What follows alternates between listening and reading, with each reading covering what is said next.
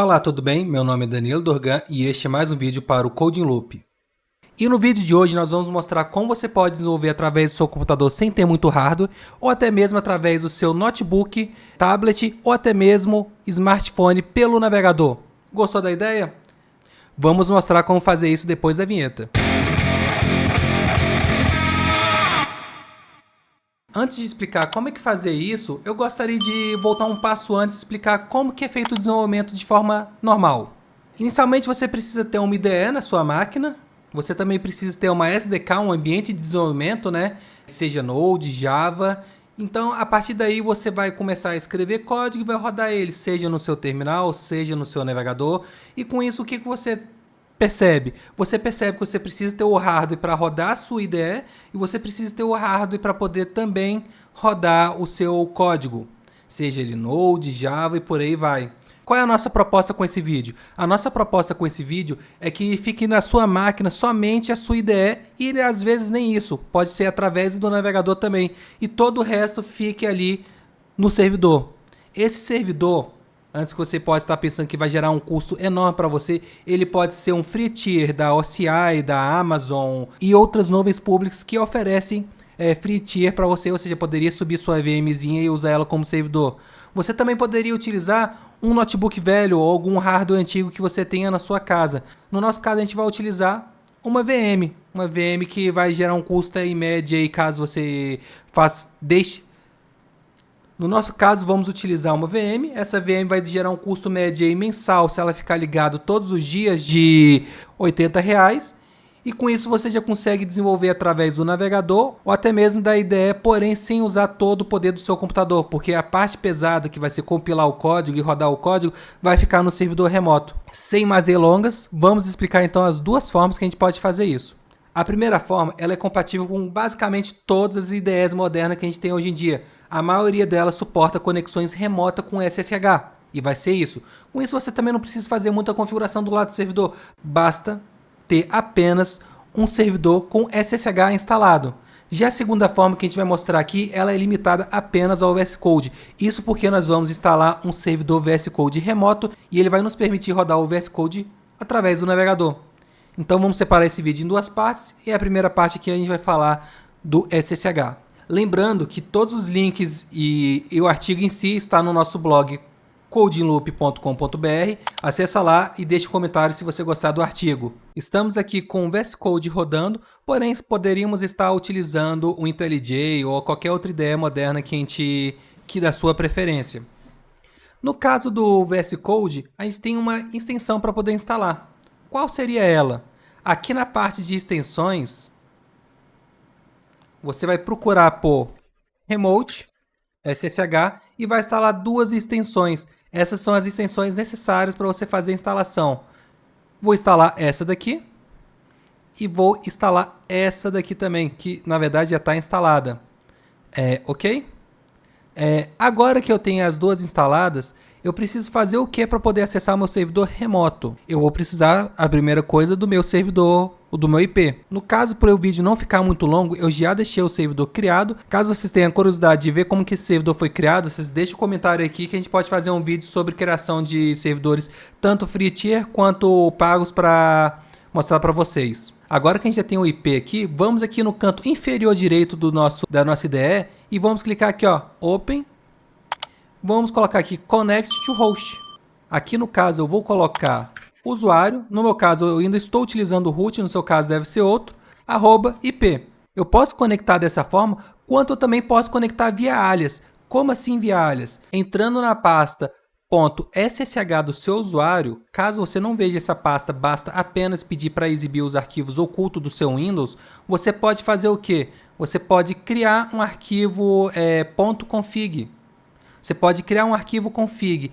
De acordo com o nosso blog, ele vai ter a seguinte estrutura, onde eu vou colocar o alias, vou colocar o IP, o usuário, a porta, e caso eu utilize a conexão via chave pública, eu vou colocar o caminho para minha chave pública. No nosso caso, eu não tenho chave pública para esse servidor, eu apenas configurei a senha dele. E vamos criar esse arquivo config aqui. Vamos copiar então esse exemplo e usar a própria IDE para fazer a criação desse arquivo. Voltando aqui na IDE, eu vou colar ela aqui. onde em lugar de server Java, eu poderia colocar qualquer coisa, é meu alias. Então eu vou botar aqui, por exemplo, server código ou code in loop. O nome que você achar mais legal. Na verdade, eu vou botar apenas code in loop para ficar um nome pequeno. No IP, eu vou colocar o IP que eu vou usar. O usuário é root, porque eu apenas criei ele aqui para teste, não deu tempo de eu criar o meu usuário pessoal. E vou salvar. Vou salvar aonde? Vou salvar na .ssh e vai ser qual o nome? Vai ser config. Para isso, o que a gente vai fazer? Vamos copiar aqui o nome code in loop. Vamos pedir para ele conectar aqui no host. Vou colocar o nome. Vou pedir para ele conectar. Na primeira vez, ele vai pedir qual é a plataforma. No nosso caso aqui vai ser Linux.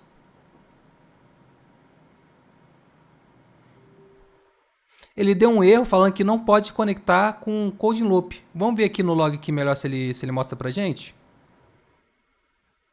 Ele falou que não conseguiu se conectar, né? Aqui, ó. O host é desconhecido. O que isso quer dizer para mim? Possivelmente eu estou com duas configurações de SSH. Então vamos aqui nessa parte aqui de novo. Foi até bom acontecer esse erro, porque eu mostro para você como a gente pode fazer de outra forma. Aqui ainda eu vou botar aqui, ó, configure SSH hosts, porque ele pode ter mais de uma configuração.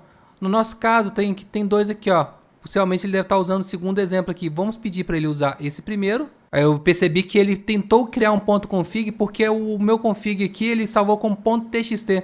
E isso faz toda a diferença. Vamos fazer o seguinte. Vamos não salvar isso aqui. Vamos aqui e vamos apenas renomear o meu ponto .config.txt para ponto .config, que agora sim ele vai reconhecer. Quero sim alterar. Ele já tinha criado, eu vou ter que apagar esse aqui. E esse aqui que tem tamanho, eu vou utilizar. Então, vamos novamente renomear. Ok. Vamos só tentar fazer uma conexão novamente. Conectar no host. Ele já está até sugerindo aqui, ó, code in loop. Novamente, ele está perguntando qual é a plataforma. Se eu quero continuar, eu vou continuar. E agora eu vou digitar a senha. Caso eu estivesse usando um par de chave, eu poderia estar apontando para minha chave privada e ela estaria fazendo a autenticação. Vamos aqui logar com a senha e pronto. Estamos conectados aqui, ó, SSH Code in Loop. Perceba que ele está diferente com esse daqui? Então, o que a gente pode fazer agora? A gente pode fazer qualquer coisa, desde clonar repositórios, rodar o nosso código. Esse aqui é o nosso servidor. E como garantir que eu estou rodando no servidor e não no local? Por exemplo, quando eu coloco aqui em OpenFold, perceba que ele já tem aqui os caminhos aqui, ó, do meu usuário, root. Se eu abrir o terminal, eu posso fazer IP addr e ele vai mostrar o IP da máquina, que no caso é o mesmo que eu estou utilizando aqui, ó, é o IP do servidor. Eu poderia ter um Node instalado aqui, no caso eu não vou ter um Node instalado, mas caso eu tivesse um Node instalado aqui, eu poderia rodar um código Node e afins. Eu imagino que aqui já deve ter o Python instalado, por padrão. Vamos ver? Vamos ver se ele está chamando de Python 3. Eu estou com Python 3 instalado, então consigo rodar um código Python. Vamos fazer um testezinho aqui, ó. Vou criar aqui, ó, projeto exemplo. E isso tudo que eu estou fazendo está sendo remoto. E aqui eu vou fazer o seguinte. Aqui eu já vou criar a partir daqui. New file. Eu vou chamar ele de app.py. Vou falar que esse app.py ele está aqui ó, dentro de projeto exemplo.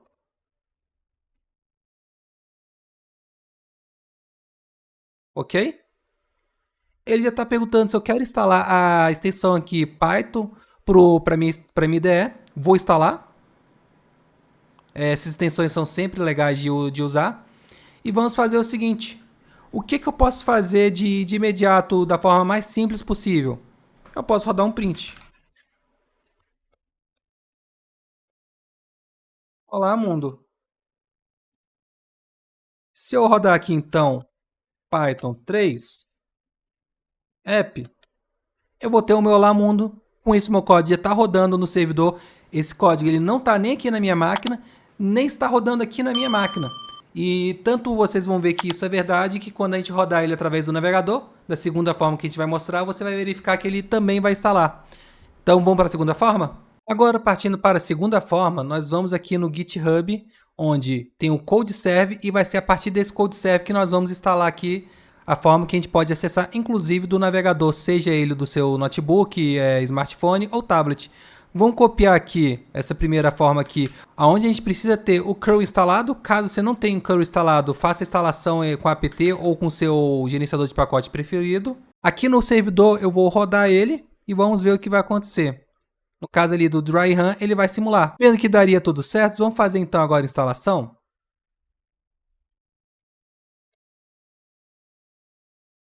Agora ele vai fazer a instalação, baixar todos os pacotes necessários. Ok, os pacotes foram instalados. Agora eu vou ter que rodar esse comando aqui para ele que toda vez que minha máquina seja reiniciada, ele já inicia o servidor. Vamos verificar se ele já está rodando. Então vamos botar aqui um service status. Ele está rodando. Inclusive ele está mostrando que ele está rodando na porta 8080. Vamos fazer o seguinte, vamos abrir o navegador na porta 8080 e vamos ver o que vai acontecer. Ele está pedindo aqui, bem-vindo ao servidor. Por favor, acesse esse arquivo aqui, ó, para você pegar a senha. Vamos pegar essa senha? Aqui, ó, estamos utilizando essa senha aqui e vai ser com essa senha aqui que você vai fazer o login. Olha só que legal. Já tem aqui, ó, o VS Code rodando remoto. Se você clicar aqui em File, eu vou poder aqui, por exemplo, Open File, aqui ó, e vou ter aqui o mesmo projeto que eu usei aqui do outro jeito. Então eu vou aqui ó, Open, e eu posso fazer a mesma coisa aqui no modo terminal. Eu posso abrir um terminal e vou fazer o quê? Só verificar se eu estou no lugar certo. Vou acessar o meu projeto exemplo. E vou rodar com Python 3 o nosso app.py. Olá, mundo. Perceba que a gente teve o mesmo resultado. Porém, da segunda forma, eu não preciso ter nada instalado além do meu navegador. Todo o resto vai ser rodado através de onde? Do meu IP. Aqui ele está mostrando aqui o IP, porque basicamente eu pedi ele para abrir através do VS Code. Porém, só para vocês verificarem que você teria o mesmo resultado, bastava você colocar aqui, ó, o seu IP de origem.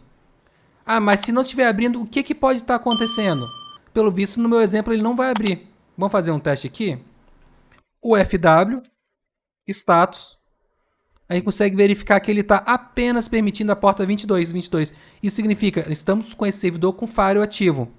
Pode ser que seja o seu caso também. Então vamos fazer o seguinte, vamos permitir a porta 8080. Com isso a gente vai ter o quê?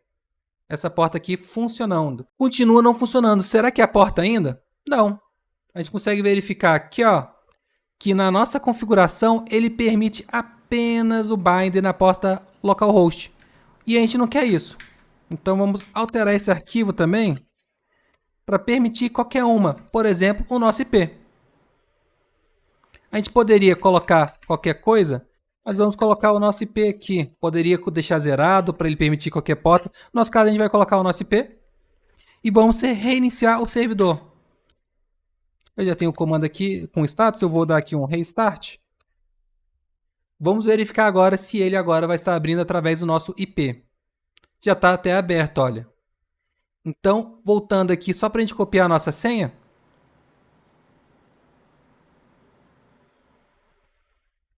Nós podemos fazer a mesma coisa, porém agora sem ser a porta localhost, porque dessa forma eu conseguiria fazer apenas utilizando a nossa IDE, que ela fez a questão de proxy ali pra gente. Nossa casa aqui eu nem precisaria ter nada instalado local, apenas o navegador e acesso à internet.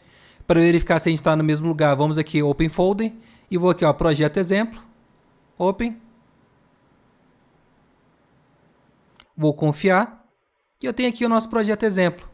Poderia fazer outras coisas aqui, por exemplo, posso vir em Account e posso sincronizar as mudanças com a minha conta Microsoft. Posso vir em configurações e fazer qualquer coisa. Todas as configurações que eu estiver fazendo, ela vai estar sendo salva onde? No meu servidor. E perceba que quando eu coloquei, eu botei @user. Isso significa o quê? Que eu poderia ter mais de um servidor de VS Code aqui instalado nessa máquina. Caso eu quisesse ter um servidor unificado ali e outras pessoas codificando, cada um com seu usuário, cada um no seu espaço, mas todo mundo compartilhando da mesma infraestrutura. O que você achou dessa ideia? Achou legal? Vai usar? Conhecia? Deixe nos comentários e até o próximo vídeo.